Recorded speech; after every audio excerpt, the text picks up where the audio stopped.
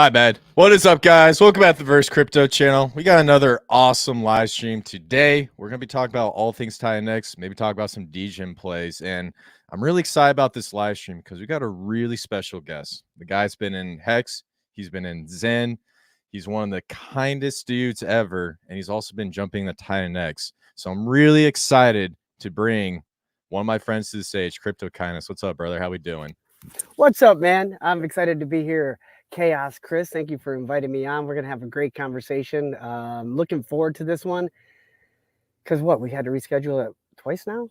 Yeah, rescheduled twice. You know, life happens, man. And just want to apologize about that again because, you know, I know you work a full-time job. I work a full-time job. And I think a lot of people were asking for this live stream, you know, to dive in and, you know, exchange views on certain projects. So because I think really we're actually a lot alike in this space. And what I mean we're a lot alike is that, you know, we were some of the few to first jump into TitanX. We talked about Zen when people didn't like talk about Zen, and we get into Hex and Pulsechain. That's a very rare breed. So yeah, so good stuff. So to start off, I need to ask you a big question, man. Fuck, marry, kill, Zen, Hex, or TitanX? I'm just kidding. You don't have to answer that question. No, I mean that's say it again. So Zen, Hex, or TitanX? Yeah. What's your time frame? Let's say a year. How about a year? Let's see, a year. Well, the next question is, what's your strategy? There is no one answer. Like, yeah, see, that's I think that's one of the mistakes that a lot of people make. And by a lot of people, I can only answer the question from my reference. So that is the mistake I made back in my first bull run, which was the 2021 bull run. So I did that. Like, oh, I'm going to do this one coin and I'm going to buy it all now. And I'm just going to sit here and wait because it's going to go to the moon. Like all the stupid shit that we see influencers say and do. And then we don't do actually what they're doing, which is everybody has a strategy. So you can't answer that question without asking a whole lot of other questions, such as I just did. What's your time frame? What's your strategy? Are you compounding, or are you buying and holding and going to work? Are you minting? Are you market buying? Are you so there's just, it's an unanswerable question because every single person that's listening to the stream has a different endpoint, a different goal, and a different strategy. So it's the worst answer ever. Nah, man, I just want to joke around with you, just mess with you a little bit. You know, honestly, I think you actually answer that very well because there's a strategy for everything, and all three of those, they aren't alike, and there's different ways to win. And when it comes to navigating the space, it's the same thing with every project. So I definitely do agree with your answer. Now, let's get into, you know, a little bit about you, man. I see you do a lot of killer live streams. You brought on a lot of great people. You asked some pretty in-depth questions. So, you know, what's your background and how did you first get into crypto? Pretty straightforward. My background is a medical device rep. And in fact, I'm taking my stream today from the backseat of my car because as soon as we jump off, I'm going into the operating room. And the only reason why I'm even in crypto is because I did a lunch with one of my clients. I mean, my strength is communication and networking. And that's, I believe, what has led to some of the success of my YouTube channel. And so I love taking my clients out to work. Most of these are out to lunch or dinner or whatever. Most of these guys are pretty well off and they have successful businesses and all this type of stuff. So I ask questions. That's what I do. And I'm at lunch with one of my clients and I'm just like, hey, what are you into? What's your business plan outside of the business plan? Obviously, these surgeons do pretty well for themselves. So he just lights up. He's like, oh man, cryptocurrency and all this type of stuff. And I'll condense the story, but basically, he says to me at the time, he's like, you know, I'm sure you've heard of Bitcoin. We've missed the opportunity on Bitcoin. It's already done all of its big numbers, which that statement in and of itself is very entertaining because this was 2015.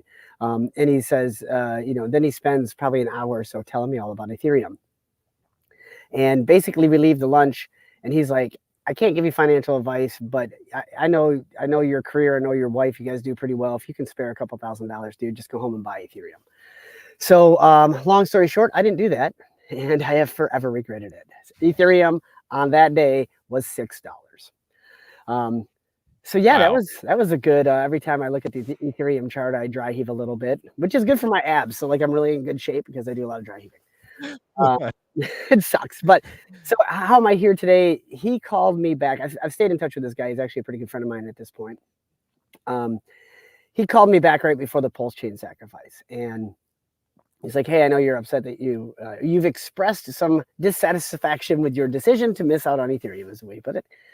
There might be another opportunity in front of us. He ran me through the whole Pulsechain thing, and at that point, I hung up the phone and was like, "All right, we're doing it. I'm not going to miss out on this." And here we sit today. That wasn't the greatest decision I've ever made, but the book isn't over. We're in the middle of the story, so I'm not coming to a conclusion until I read the final chapter. But that was the impetus for me to say, okay, I'm not going to miss out on this opportunity again. So I went all in at the peak of the last bull market. I got my teeth kicked in. I'm down significantly at this point, but I chose to not walk away. I chose to start a YouTube channel because I just recognized that one of my strengths is communication and asking questions to people. So I was like, okay, well, I can create a channel. I can invite people on the channel. I can ask them and learn from them and make the best of this 2-year bear market so that I can have all of the tools and information and knowledge to make the best out of the next bull market. So really the last 2.5 years has been spent learning and grinding and failing so that the next 18 months can change my life and my family's tree. That's Yeah, oh, go ahead. Sorry. No, I was gonna say that's why we're here today. That's awesome, man. I think the biggest needs to learn is persistence, because the failures is what's going to teach you your best lessons. And the worst thing you do is throw your hands up and just walk away and say, I give up. Because at the end of the day, you don't know what could come to fruition. So I do commend you on, sticking with it. You hear a lot of great stories in cryptocurrency saying, man, I made $1 million. I drive a Bugatti. But you don't hear the terrible stories of people, getting in the Pulsechain sacrifice and getting hit hard. You don't hear the stories about, people losing all their money on meme coins. And, me and Adam over at Vibra Finance, we're getting more into crypto education. And a lot of guys come up to us and they tell us, like, hey, man, I got on the Pulsechain sacrifice. I'm just SOL. I don't know what I'm doing. I've been trying to set something up for my kids, but it's not working out. So I do commend you on, constantly pushing through and trying to get to that next level and trying to see the end of this chapter. Now, one interesting thing that really attracted me to your profile was you talked about buying the hex top. I don't want to put words in your mouth. My first question is that true? And if so, from that experience, what did you learn? Oh God, I don't think we have enough time for all that. Oh, okay, sorry. No, I'm kidding. It's like a long story. I'm gonna try to just condense everything. I didn't buy the hex top, thank God. I bought close to the hex top. Like my initial purchase of hex was like 17 cents, 18 cents, 19 cents. Like I was catching it as it was running up into the Pulsechain sacrifice. And I thought I was the smartest kid in the world. I had an opportunity to sell it at 45 cents. And I significantly, I sat down and gave a lot of consideration to the idea of selling it right then and there for a quick 2x. But I didn't, because I did what I think a lot of people early in crypto do, and that is I listened to the influencers and the people on Twitter saying, will we ever see hex below 40 cents? Oh my God, will we ever see this? This could be the last opportunity. And I let my emotions win. And so here I sit, I don't even want to tell you how much money I'm down, but basically I've got a college education in hex. And what did I learn from that? Well, I learned that don't be the sheeple, don't follow, because, here we are 2.5 years later. And I know exactly how that whole thing played out. You sell into euphoria. You do not buy into euphoria. So when I was buying, I was the euphoria, and all of the OGs that were smart were selling. And so now, just kind of inverse thinking, now in the last month or two, I've done extremely well when I have an asset and I'm watching Twitter and people are going nuts. Like, oh my God, look at this, look at this. And every time I start to feel like, oh yeah, this is awesome, I'm holding the right thing, I have this immediate, wait a minute, This smells suspiciously like euphoria. And I've been able to catch the TitanX top 3 times. Wow. Almost perfectly, because I'm like, this smells like euphoria. And then I sell. And I've used those lessons. Like, it's all emotional. It's all emotional. So when you see people on Twitter saying, will we ever get Bitcoin be below this price again? The answer is a hard yes. Yes, we will.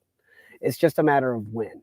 And when you hear about people taking out mortgages, and when you hear about people doing really, really irrational, stupid crap so that they can get into it, man, you better be clicking the sell button. Yeah, I think it was Michael Saylor who took out that Yeah, loan. exactly. How stupid. I mean, but the other thing is his game is different. He didn't care. Right. He absolutely didn't care. And that's the other thing. Like, what's the lesson? Is that in order to make a decision based on anything you hear, anything that comes out of my mouth, your mouth, if you're listening to anything on YouTube, you have to ask so many more questions. And the number one question that I ask when somebody sends me a link, or because I get this all the time, I get DMs and texts and everything. Hey man, bro, you got to get into this. You got to get into this. My first question is, when did you get in? Did you get in 100x ago and you're just telling me about it now? Or did you get in yesterday before the run up? That's such an important question, because if somebody's all hyped up and they're saying, you got to get into this, well, understand why. Why do I got to get into this? Is it about to 100x, or did it already 100x? Right. And another lesson out of this is I don't buy coins that have already done 100x, because that's dumb. The likelihood of another 10x is extremely low. Can happen, absolutely. And then, not to belabor this, but another one of the biggest takeaways is you don't have to do anything. Like, you're a surfer. So I'll give you this analogy, because this is something that I was taking some surf lessons in Costa Rica, and the instructor said something that is like one of those life-changing things that out of context you're like, well, that's dumb, but when you actually apply it to life, we were out catching some bigger waves, some head high waves, and they were coming in series that were kind of quick. And we were out there, and I had just been pummeled 4 or 5 times. And he's like, listen, when you turn around and start paddling, know that you've got time, but hurry up. And I was like, wait a minute, you've got time, but hurry up. So when you feel like you've got this FOMO to get into crypto, like, you've got time, but don't delay on doing some research. So I'll go back to the example I gave. If someone sends me a tweet and says, you got to get into this project, I don't immediately just go buy it. I know I've got time, but I need to be somewhat expedited in doing my research. So if I get a tweet or a DM, and somebody's like, yeah, you got to get into this, and I look at the chart and it hasn't done its 10x, or it hasn't done its 100x, it's still relatively low market cap, that's when I'm like, okay, I've got time. I'm not going to FOMO in because my friend sent this, but I am going to hurry up on my research. I'm going to do the things that I know I need to do, so that way I can make an educated decision. And then, more times than not, 90% of the time, I just walk away, because there's another one coming. It's just like surfing. You don't have to catch this wave. There's another 100x coming. There's another 1000x coming. And if anything even seems a little bit off, if your timing isn't right, if you're not in the right place, just let the wave go by and prepare yourself for the next one. Absolutely. I should have done that with Hex. Absolutely. There's always going to be a wave, and it's not about catching every wave. It's all about getting on one wave and have a really nice ride, because that's when you get the greatest feeling in the world, and that can be life-changing. So I feel like it's a great concept. And there's a lot of wisdom in what you said there. And man, I want to unpack it all, but we do need to go and move on to TitanX. But initially, I think the big thing I want to say to everyone viewing this live stream, what Crypto Kindness just told you guys, you just gave me the meat and the cheese of how this influencer thing works, because the same thing happens with me. I get projects all the time. People are trying to give me FOMO in, and at the end of the day, most of these guys come in and say, hey, check out this project. I look at their entry point, they're up 50x, and they're just trying to look for some exit liquidity. So please be cautious. I know most of you guys are not only in TitanX, you're in other projects. So take advantage of this knowledge, implement it in the bull market cycle, and just remember, the coins that you want to look for are the ones that nobody's talking about. Now, let's move over to TitanX. So TitanX, this was an interesting story because when it first started off, nobody really wanted to talk about this project. That's part of the reason why I liked it. I like to go for the projects that people FUD the most because I always make the most money about it. So, what's your initial thoughts about TitanX? Why did you decide to participate? So I'm in Jake's mastermind group, and that has been a fantastic decision that I made. And we talked about TitanX a lot, and even in his own mastermind group. As the bear market wore on, we were in the August of this last summer. Even people in the group were just exhausted. We're like, oh my God.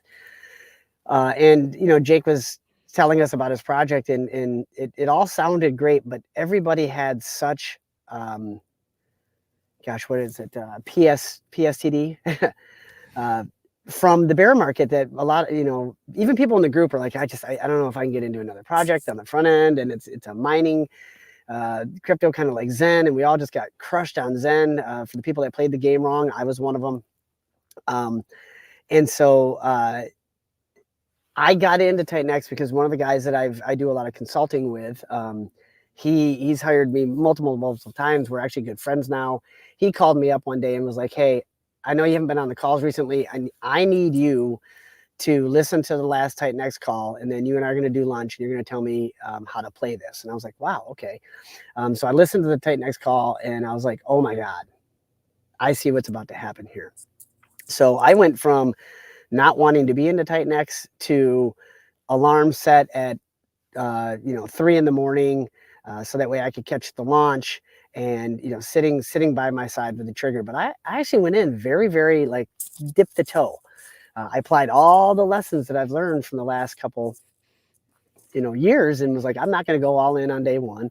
I'm not going to do all long-term miners. I'm not going to make every single mistake that I've made over the last 2.5 years.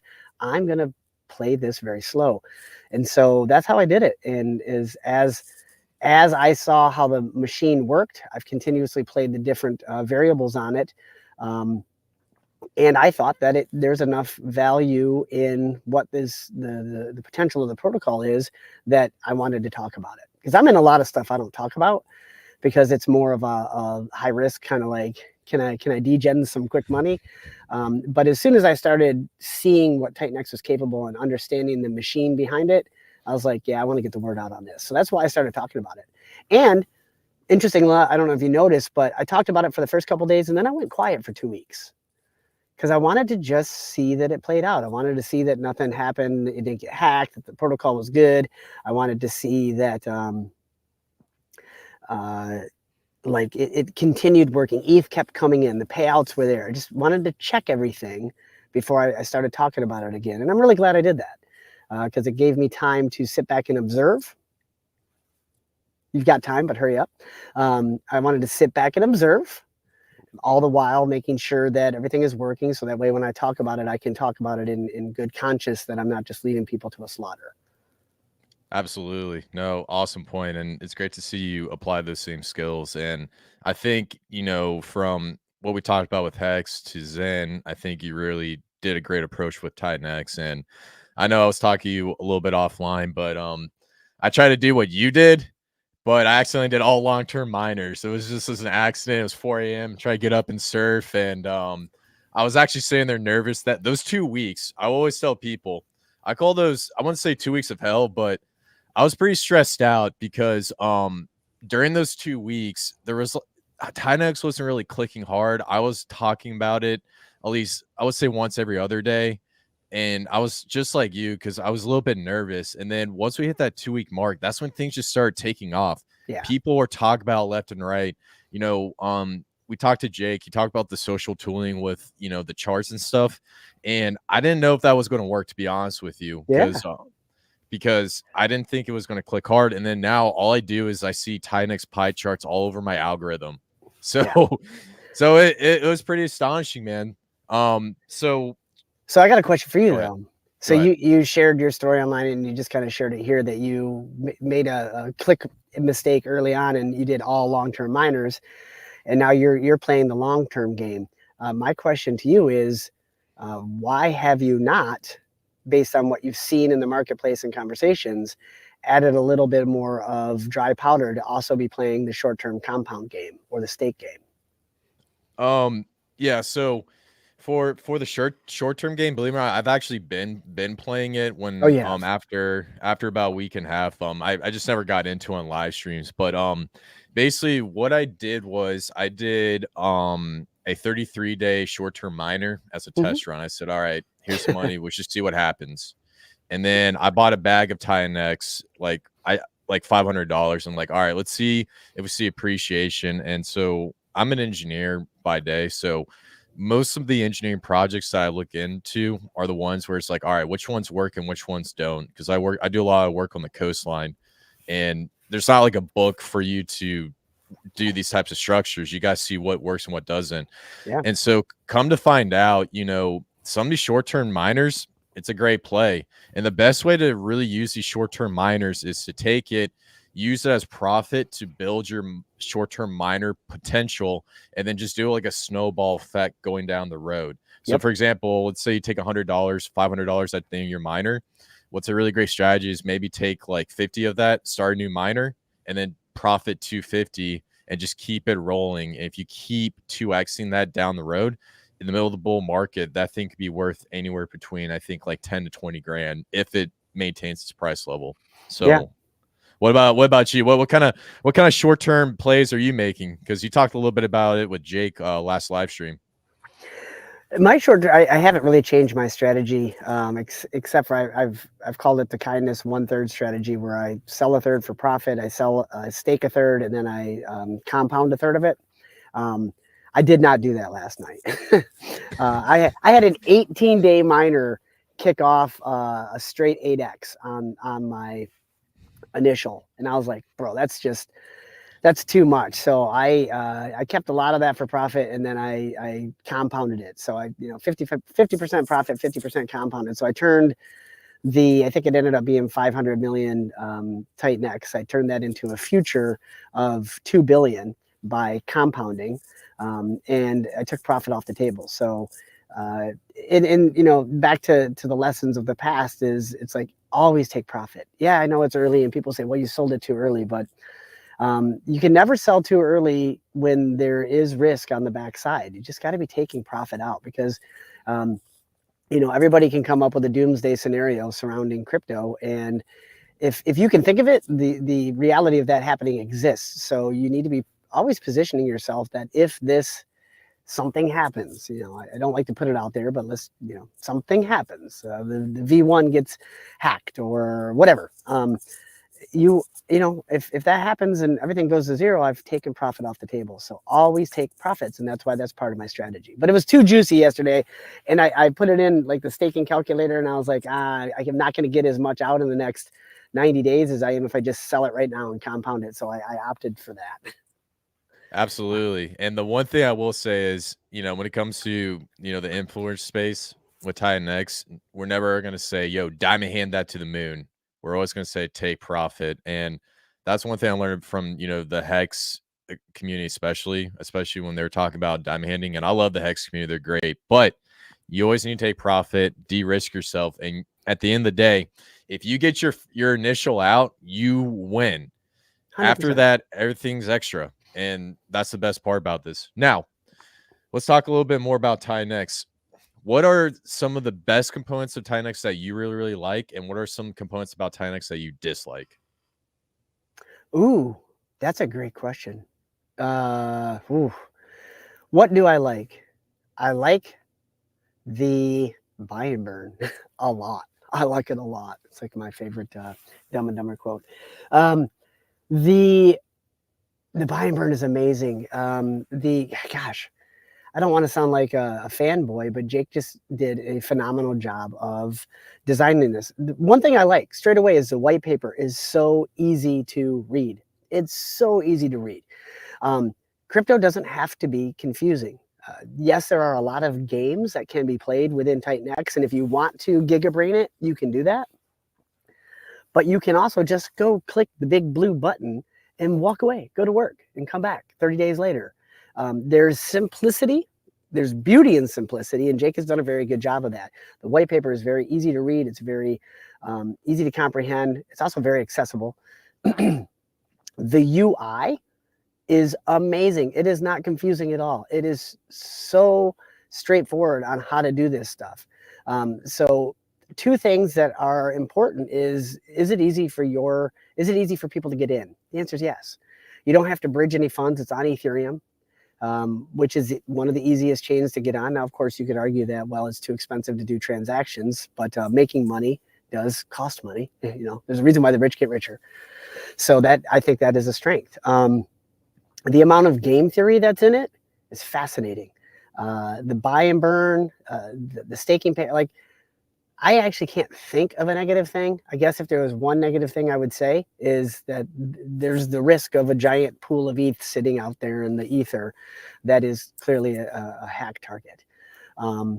There, you know, the buy and burn V2, the buy and burn V1 protect against whales, and that's a great thing because there's always whales early on in projects that will sell down the price, and we're seeing that now. I mean, there was an awful lot of TitanX sold yesterday. I was a seller, and the buy and burn protects against that. I see Crypto Fitness puts the comment in here that MEV bots are a negative. Yeah, it's unfortunate. You know, MEV bots, which stands for maximum extractable value. These are bots that are just leeches on the system, and they look for transactions in the mempool that they can sandwich attack. And we don't need to go into that right now. I've talked about that a lot on my streams. That's a negative, but that's not a reflection of TitanX itself. That's just a reflection of the overall state of Ethereum and blockchain in general. Bots are part of the game, so you got to learn to strategize your game around them. I mean, I can go into so much more. So one of the things that you see a lot in comments, either on Twitter or whatever, is people don't like Jake. And they'll come up with 1,000 different reasons. Well, he's a slime ball. He DM'd me 100 times to sell his Mastermind course, which, by the way, that was probably the best money I spent in crypto. So that's a really stupid thing to say. He spammed me. He's only trying to sell something. Like, if you're paying attention to what he says, if you actually listen instead of just regurgitate what everybody else in your community says, here's what I've paid attention to. He talks about Alex Hormozi all the time. And Alex Hormozi, if you guys aren't paying attention to that dude, he gives away the recipe of how to successfully optimize a business.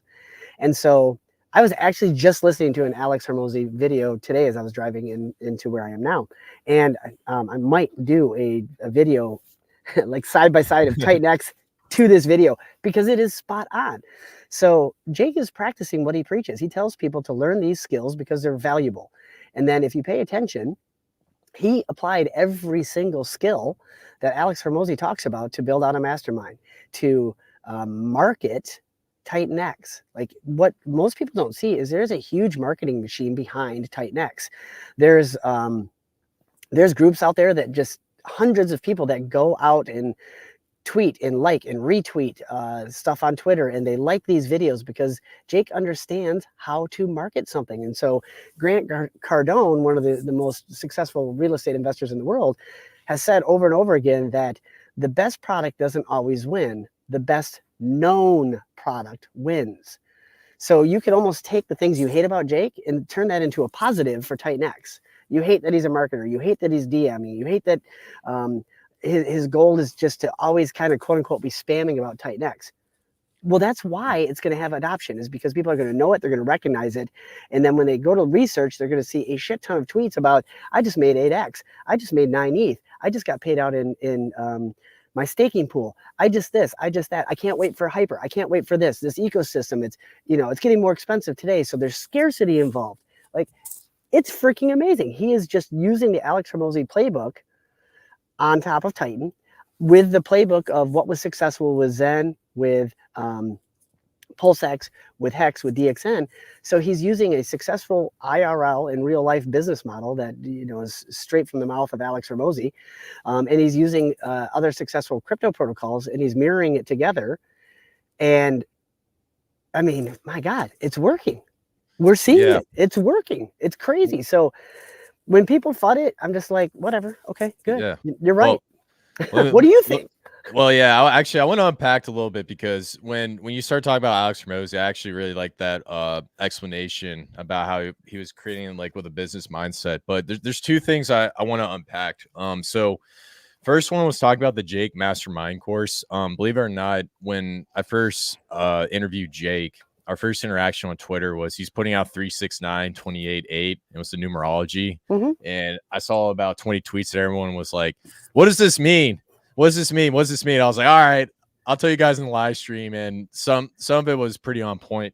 But the thing that really drove me crazy was they were attacking this guy about his mastermind course. I got when I put up the live stream, I got over 30 DMs, and I don't get that many DMs about Jake. And I sat here and I looked at the situation. And I said, why not just hear someone out, see what they have to say, unpack what he's talking about before you draw a conclusion about something?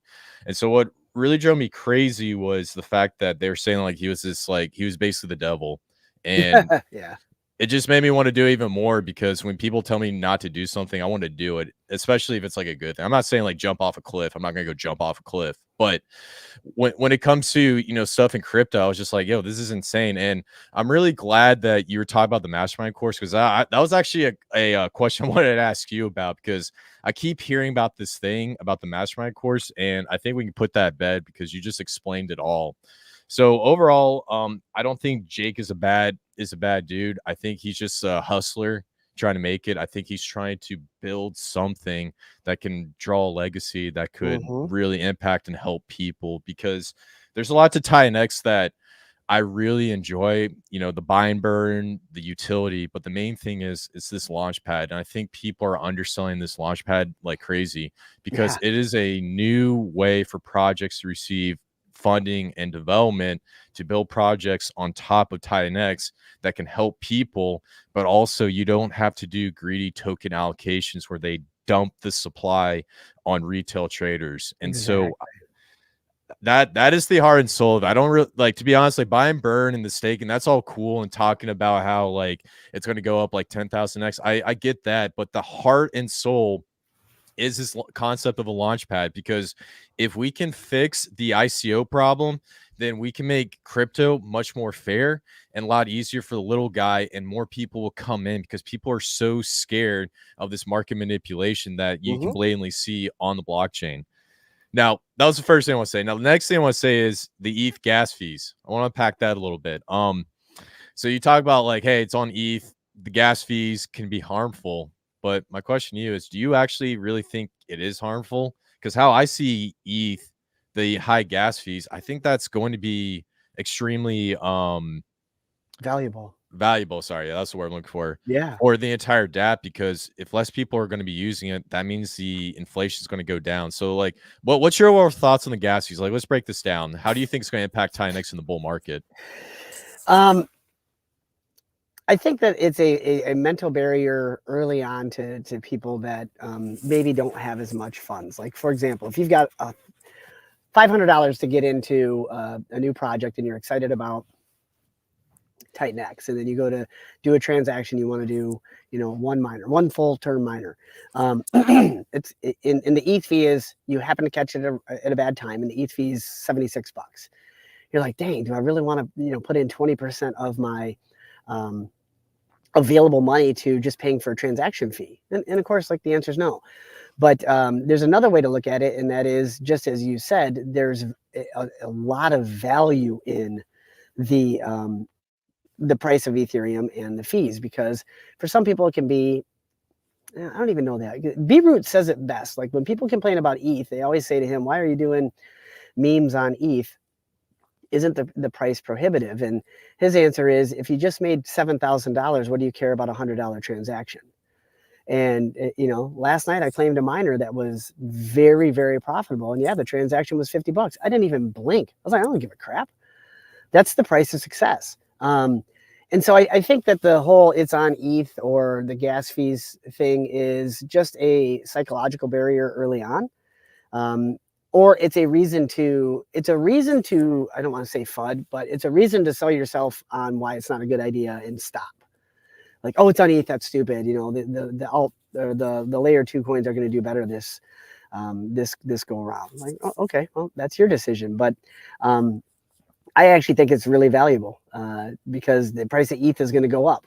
And as the network gets more congested, it's people are going to think twice before they do huge 10 packs of bulk miners and stuff like that. So it will have some sort of scarcity, but really anybody that's listening to this right now or got in early, they don't care about the ETH fees. Right. Yeah. I think it's more of a nothing burger than it really is. It's just a talking point for people that want to FUD. Yeah, and I think also if it were on like a blockchain with low gas fees, I don't think TitanX would be doing as well as it's doing right now. Plus the demand on Ethereum, Agreed. it's like crazy. So it'll be interesting to see if we go multi-chain, but well, we don't have to get into that, but I want to get this question that RayOX got into. RayOX, my boy. Real quick, I want to one last point about the ETH fees. It's actually a strength because Ethereum is where all of the money is. It's where all the money is. It's the busiest mall in the busiest city in the wealthiest area of the world. So imagine a mall in Dubai. It's where all the people are. It's where all the money is.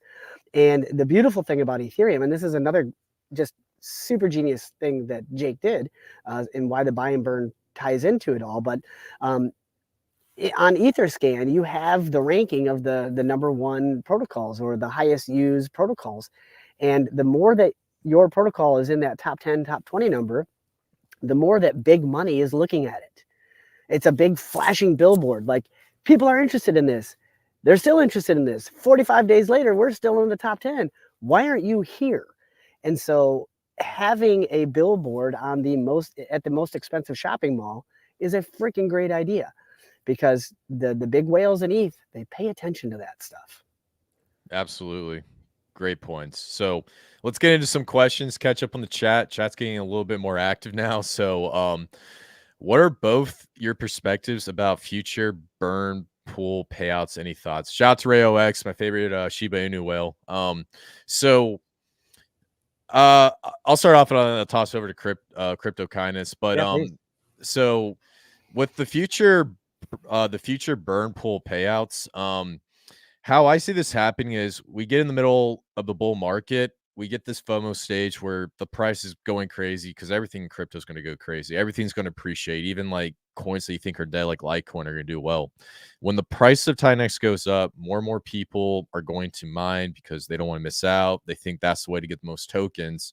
And then you're going to start to see that burn pool just fill up, fill up, fill up.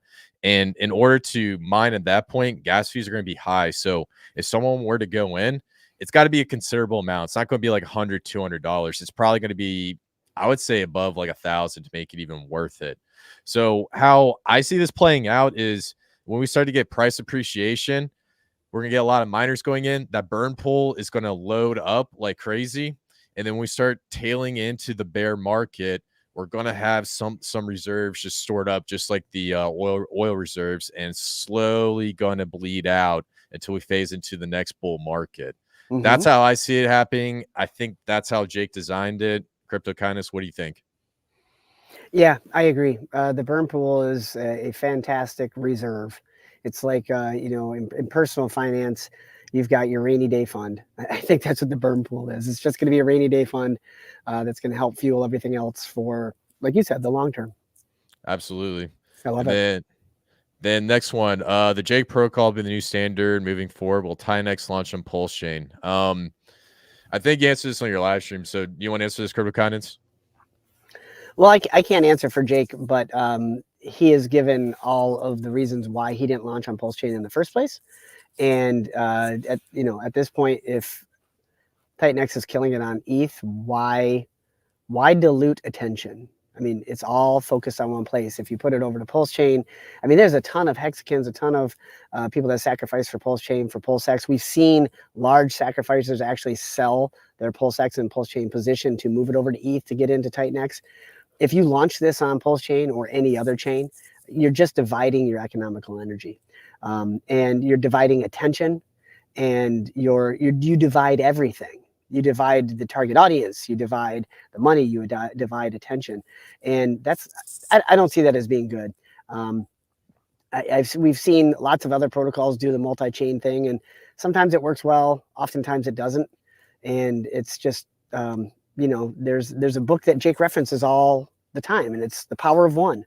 Pick one thing and maximize it. And that's what he's doing here. Again, it goes back to all the things he's talked about and shared with people. He's doing it. He's practicing what he preaches.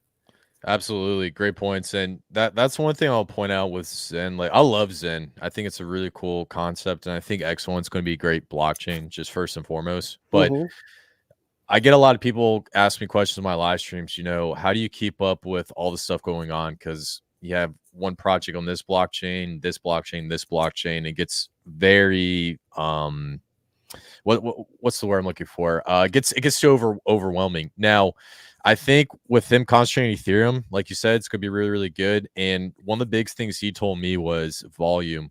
Pulsechain needs to get up to like $100 million volume to even make it worth it. Daily. So I think Pulsechain might do that one day, but I also still think it should just be in one blockchain. That's my opinion. If Jake does it, that's his decision. I'm not, like you said, not put words in his mouth. Now, Jay's got a question for you. I'm new to crypto. Choose the TitanX for my first ever buy. Wow, that's very ambitious, man. That's pretty cool. I understand the long-term buy strats, but not short-term buys to split 1/3, for example, like crypto kindness does. Why does that work? So I think what he's asking is, can you explain the crypto kindness 1/3 strategy we talked about in the beginning? Jason, if you're still listening, the first question I have for you is, are you buying or are you mining? I need to know that before I can talk any further. Gotcha. So hit us in the chat and let us know if you're buying or if you're mining. And I'll tell you, if you're buying, you're probably doing it wrong. So that's why I want to ask, so we can have a candid conversation about what may not be the best strategy. Gotcha. Cool. Because that's a perfect example of, you know, a mistake that I would have made 2.5 years ago. And that is, I watch some influencers. I see some buzz around of a token on Twitter, or a lot of videos popping up on YouTube, and you don't do the research because you're kind of FOMOing, and you go and buy something, and then you don't understand the mechanics. Like, you're buying a bag today, but you're getting diluted to oblivion. It's like holding your dollar bill under your mattress for 20 years. It's worthless relative to how much more is being printed in the future. So, you know, do your research. Absolutely. You've got time, but hurry up. I mean, well, also the other thing I really just want to you know, highlight, we get into all these crazy strategies and things that work for me and things that might work for you, but at the end of the day, you know, the easiest slam dunk is to start a miner way out there and just sit on your hands and just chill. That's what a lot of people ask me, and they say, like, I don't understand how the staking works. I don't understand how this works, yada, yada, yada, but I want to make a move quick. And I said, well, on top of doing your own research, the safest thing to do is just start a miner longer than 60 days, not financial advice, and, you know, just do your thing after that. That's one thing I always tell people. But I do agree, you know, the education component needs to come in. I think Warren Buffett said that if I gave you like one of those old stock cards and say, hey, you can only pick 9 stocks, how would you react to that? And he said that most people sit there, research it like absolute crazy, and then write down those 9 stocks. They end up being truly successful. Some people like to touch all the shiny stuff, buy all the shiny things, and look, man, we've all done it, especially with meme coins. So cool. Yes, indeed. Well, Jason answered the question. He bought a small bag and staked it, and he's doing a long-term miner. Yeah, so that's the game with TitanX right now. Is we're in a hyperinflationary state, and so you want to be participating in that hyperinflation. You want, again, not financial advice, but if you're going to play this game, play it like everybody else is playing it, and that is having the biggest piece of the inflation. And how do you do that? Is with miners. And so my strategy is going to be more than likely very different than yours. So you got to figure out what works for you, because I got in on day one, and I was playing all the strategies along the way. And essentially every miner I have now is on the house. So I can be a lot more careless with them. But if I was to start it all over today, I would put miners out, not full term. I would do a ladder strategy. I would do one for probably 60 days, and that's plucked from the top of my head. I'm not looking at any of the data on the Dune dashboards and things like this. But the thing that, you know, I would want to do is if I would go to the website, I would go to the mining page and I would put in 60 days, 70 days, whatever it is. I would want to see at least a 345, that was a very specific number, a 300 to 400% ROI on whatever the length of time is. Because then that gives you flexibility if the price comes down. And that ROI that it shows on the dashboard also does not include your T rank bonus. So the ROI, if the price stays the same, is actually going to go up. So that would be my shortest mine, is something that's in the 300 to 400% ROI. And then I would do one that's probably 30 to 60 days farther out from that. And I would do one that's probably an additional 30 to 60 days that's farther out than that. I know everybody likes to do along 280. But if you're early in this, if you're, I don't want to say late because we're still relatively early, but if you're just starting today, what's going to be more powerful is compounding over time versus doing one long 280-day mint. So let's say you did a 60-day miner, and in 60 days it comes out at a 6x. So you turn 0.4 ETH into 2.4 ETH, or what? Yeah. And so then you can take that 2.4 ETH and create that many more miners. So you went from 1 to 6 and then repeat. So then you're compounding it and building, like I said earlier, taking advantage of the inflation and utilizing the game that exists in the compounding world to build your bag and kind of keep up or exceed what the inflationary rate is. So, you know, I don't know that that answered your question, but that's kind of where I would be doing it if I was in your shoes right now. And just be patient. Great points. Awesome. Now I need to ask you another question because I know I only got you for 7 more minutes, and you gotta go do your We got a little thing. bit more time. I'll see. I'm sending a text right now, but yeah. So yeah, go on. Okay. Please. Okay. One thing I want to talk to you about, like strategy, because I see a lot of live streams, and I love that we're talking about strategy because that's one of my biggest questions is like how are you navigating this.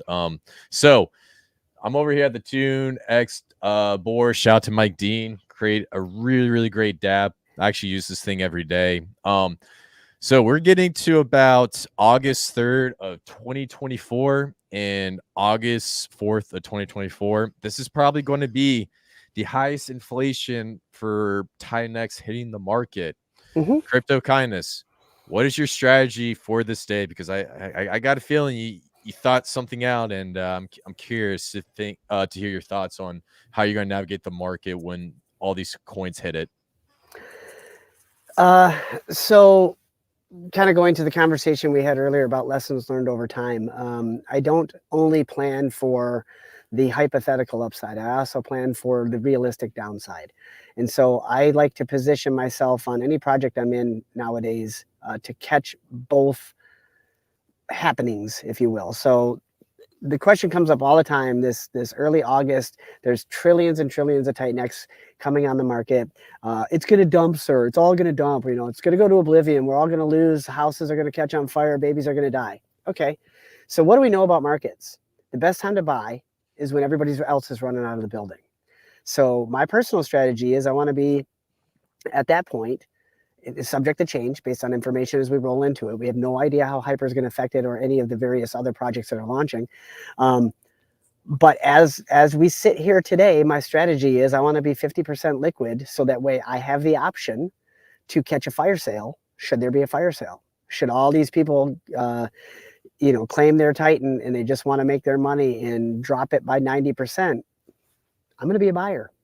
But I'm not going to sell it all because if I'm wrong, I still want to have a sizable position in TitanX so that way I don't get diluted relative to everybody else. So I'm just planning for both sides of what might potentially happen. So it's part of the reason why I'm not doing 280-day miners. I'd rather have all mine on the front end so I don't want to say front run, but essentially front run that big sale.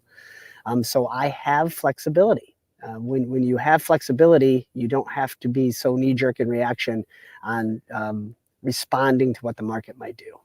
Absolutely. Definitely great point on talking about, buying FUD. I think a lot more people need to do that and understand that when you have a massive FUD event, there's always going to be opportunity, especially you're not in that said token. Now, coming over to TitanX, one thing that I've been doing is every single day I use Coinbase and I buy $50 worth of ETH and I'm just building it up. And I've been doing this since we're in the bull market, because ETH is probably going to do somewhere between a 4 to 6x from here. And this is a great way to, make your money work for you. And we got inflation, and I don't get too political, but you guys understand there's a lot of stuff going on in the economy right now. So what I do is I take a big bag of ETH every 2 weeks, put it to my wallet, and just sit back and chill and just keep growing my nest egg.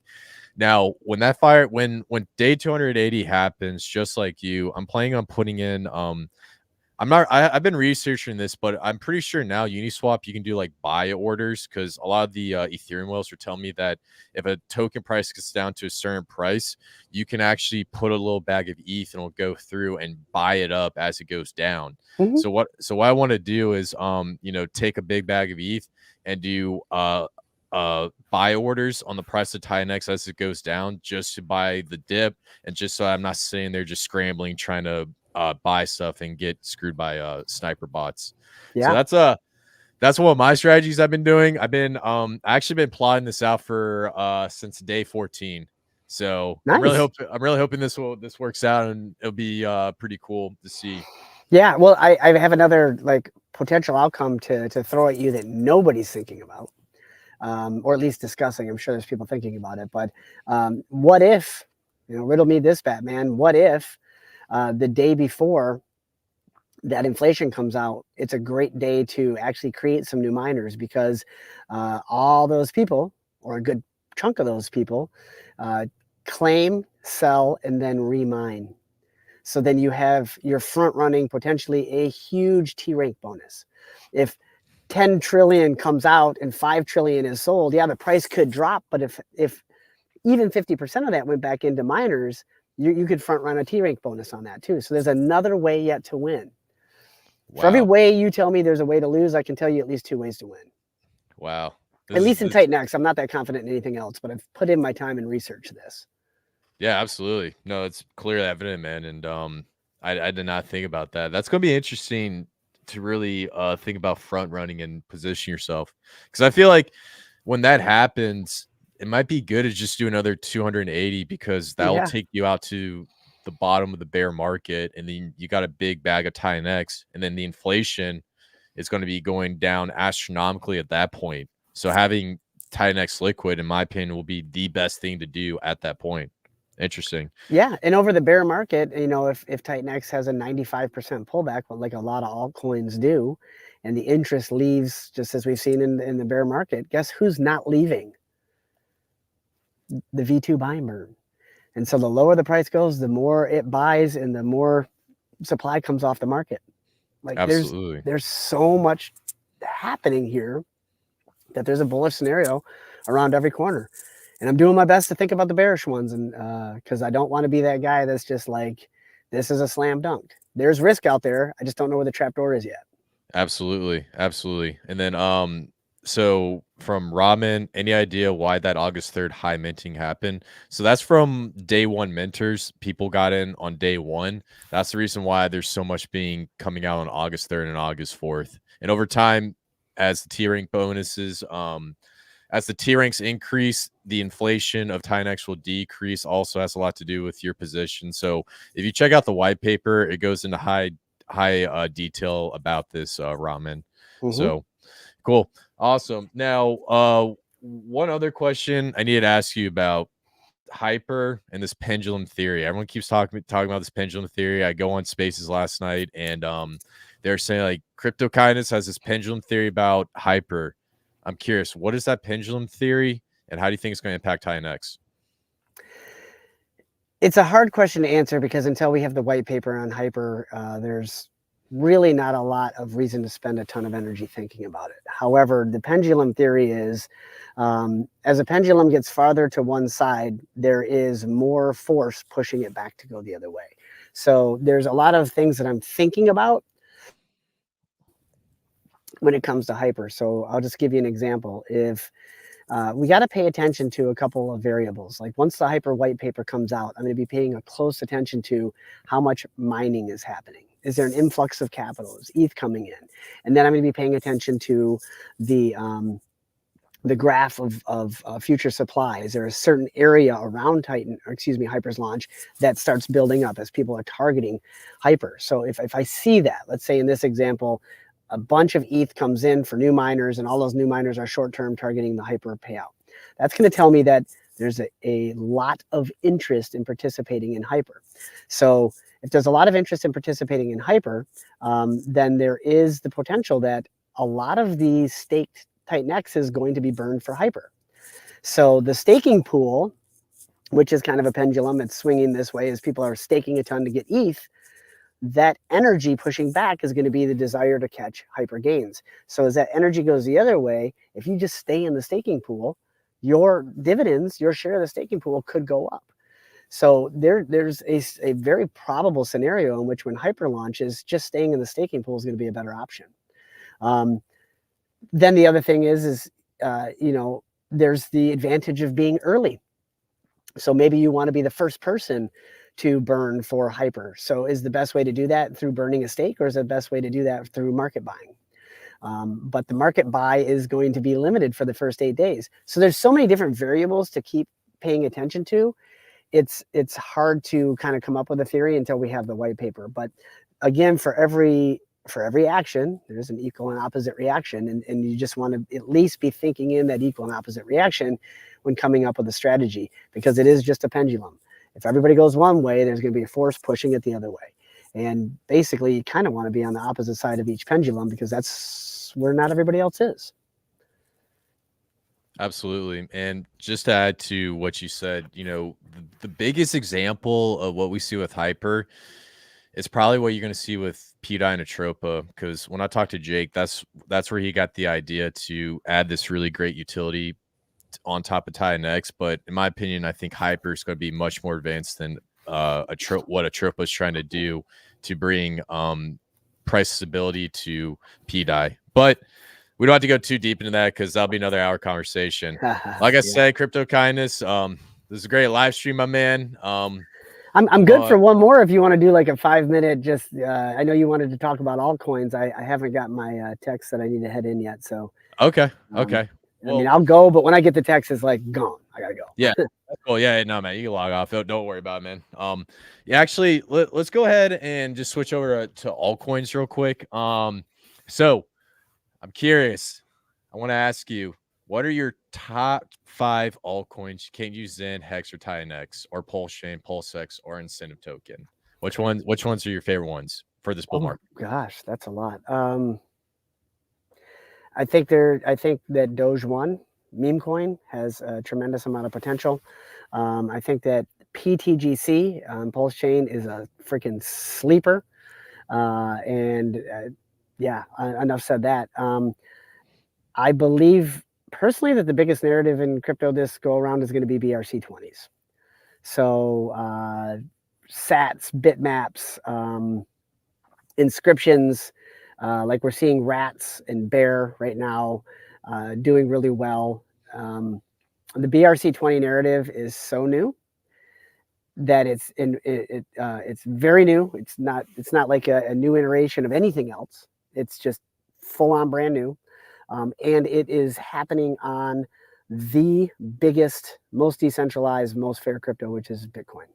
And so the Bitcoin people don't like to leave Bitcoin. And now there is an option for them to stay within their system, but still play smart contract games. And so I'm paying a lot of attention. I'm not talking about it because I'm not as well versed in it.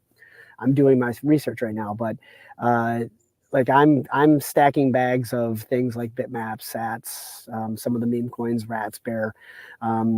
There's Ordi, which is one of the first BRC20s that the price has gone up a ton on that one. So I'm trying to be early in the newer projects happening on BRC20s that have utility, and so that's kind of where I am. What about you? Okay, all right. What you just said matches what I have. I love PTGC. I remember talking about that like really, really low. But I'm gonna give you one narrative that not many people are looking at. Have you ever heard of DRC20s?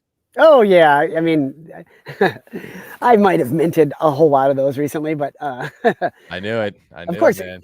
So, and it just follows the flow. So, like what happens on Ethereum, and then Ethereum, the money flows into the next chain, and we saw that Solana, and then the money flows into the next chain, and we saw that it was Avalanche, and then the money flows. Right now, it's going into Sui. So, if you're just following the money, so the same thing is going to happen with the BRC20s. I don't think it's going to be quite as prevalent on the EVM chains because it's not a true inscription. It's more like an NFT. It's a little bit different.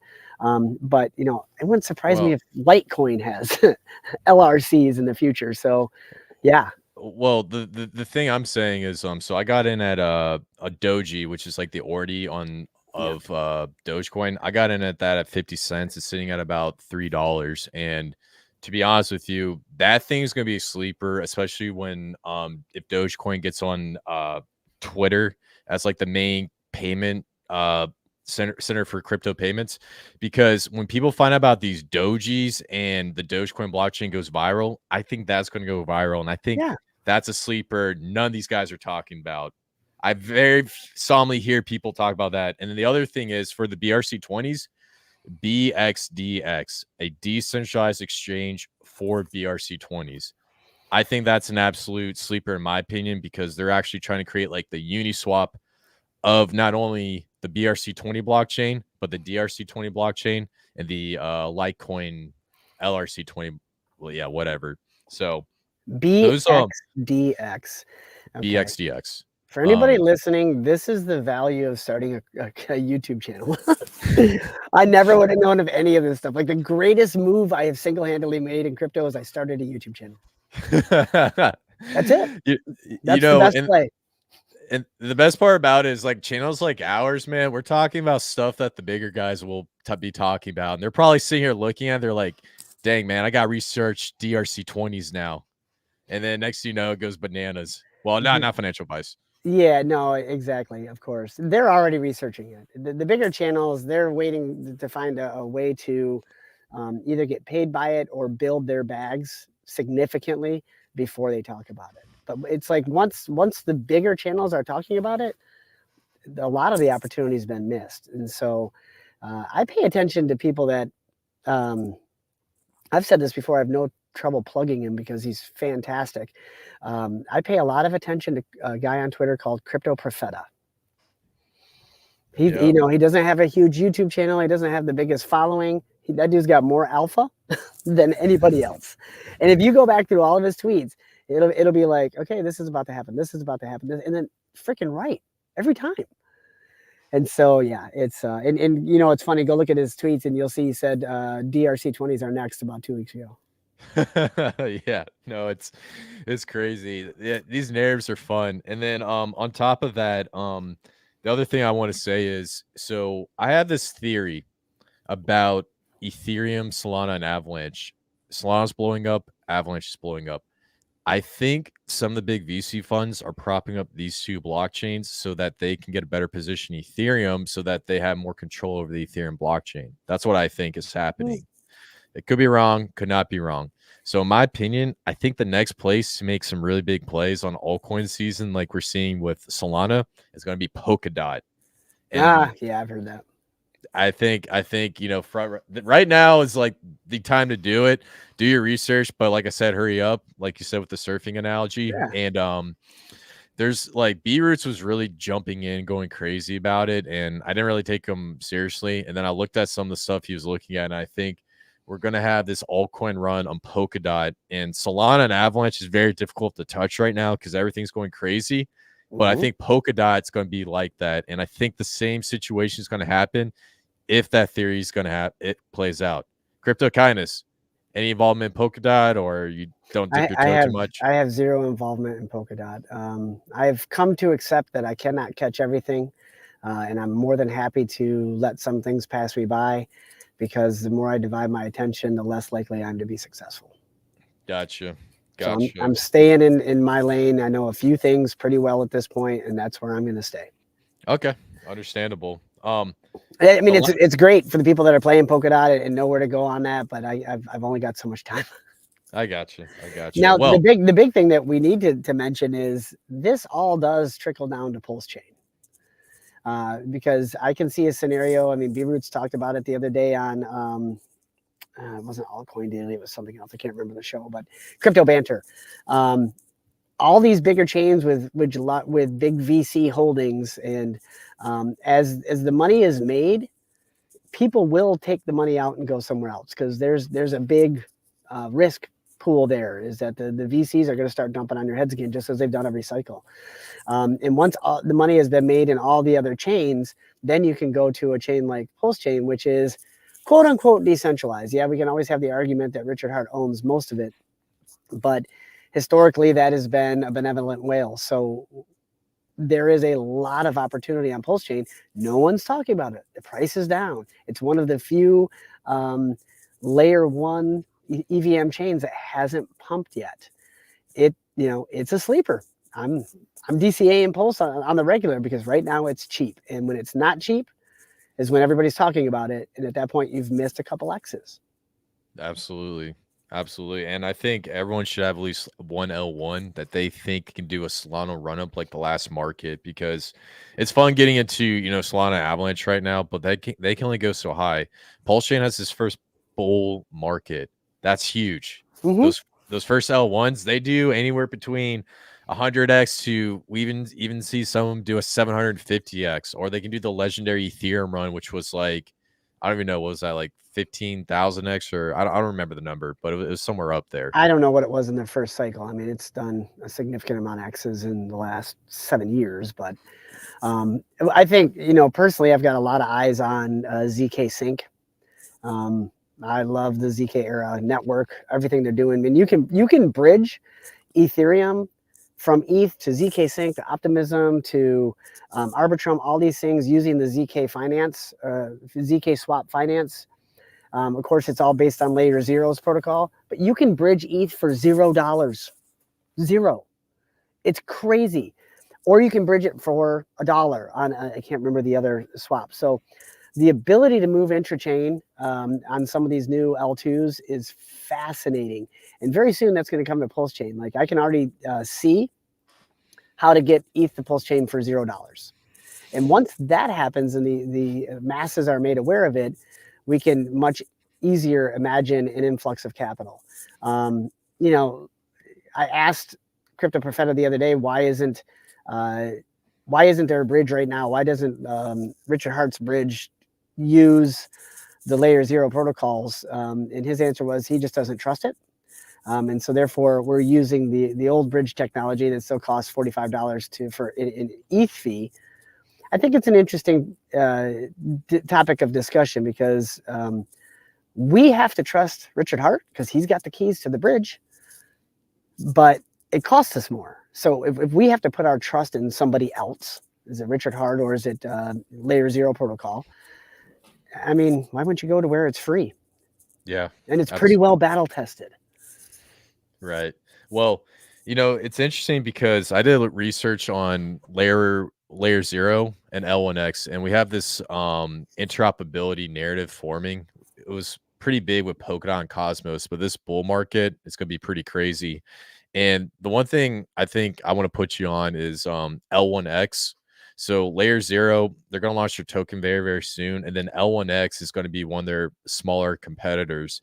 And something interesting that I was researching, there's actually quite a few bridges that go into Pulsechain. And there's a project called SparkSwap, a decentralized exchange. And they're actually doing a bridge from Arbitron to Pulsechain, and then also from Binance Smart Chain to Pulsechain. But something interesting I found out was the team is actually developing another decentralized exchange called L1DEX for the layer 1x layer zero blockchain, so to speak. And so when it comes to interoperability and do these swaps, I think Pulsechain is going to have them, but it's not going to be with layer zero. It's going to be with L1X, and this small little layer zero type blockchain hasn't gained too much attention. So that's what I think.